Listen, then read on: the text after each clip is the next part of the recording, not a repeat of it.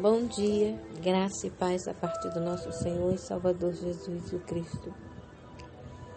No texto de João, capítulo 16, verso 13, está escrito assim: Quando vier, porém, aquele, o Espírito da verdade, que vos guiará a toda a verdade, porque não falará por si mesmo, mas dirá o que tiver ouvido e vos anunciará as coisas vindouras.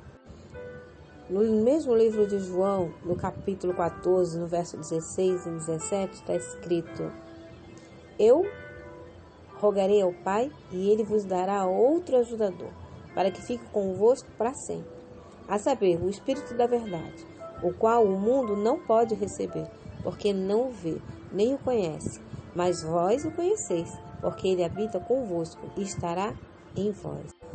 O Consolador que Cristo prometeu enviar depois de subir ao céu é o Espírito em toda a plenitude da divindade.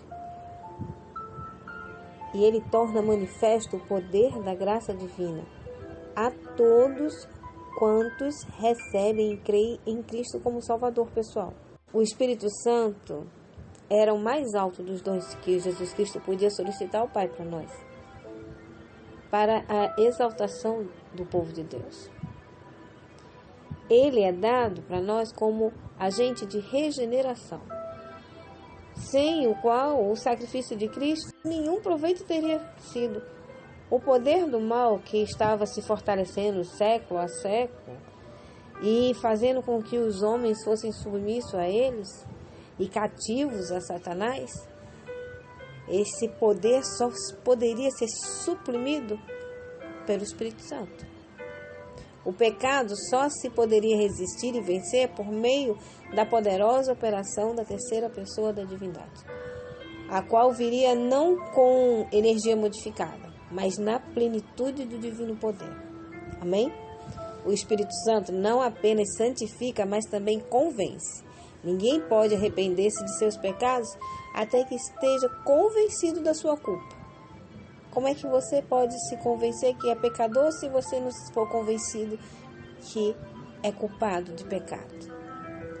Quão necessário, então, é que tenhamos conosco o Espírito Santo ao trabalharmos para alcançar as almas caídas, porque é o Espírito Santo que convenceu a nós da culpa e do pecado e quem vai convencer as almas caídas a quem nós vamos levar a palavra de Deus.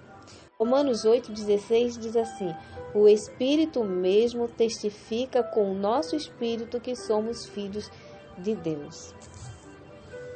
E 1 Coríntios, capítulo 2, verso 10, diz assim: Porque Deus nos revelou pelo seu Espírito, pois o Espírito esquadrinha todas as coisas, mesmo as profundezas de Deus.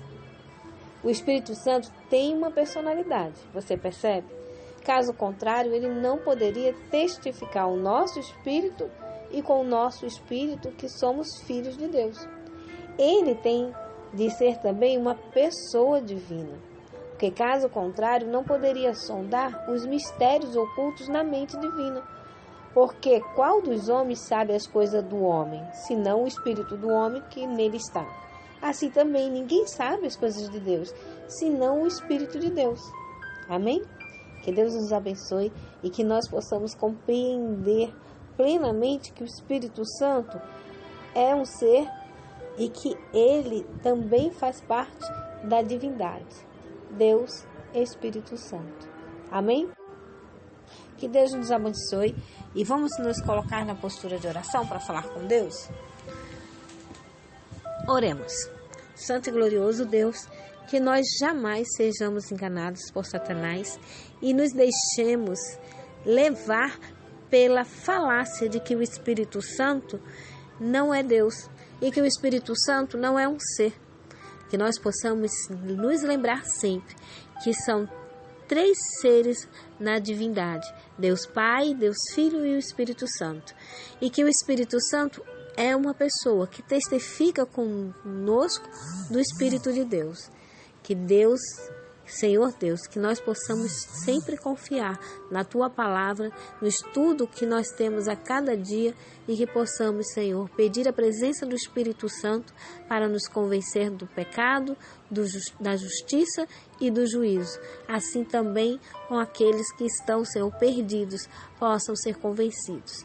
Pai amado e querido, entregamos essa semana nas Tuas mãos, pedindo que seja conosco, que nos ajude a manter, Senhor, nosso pensamento sempre em oração, pedindo o auxílio do Espírito Santo. Desde já agradecemos e pedimos essas bênçãos em nome de Jesus. Amém. Aguardo vocês, permitindo Deus, para o nosso próximo encontro. Amanhã. Até lá.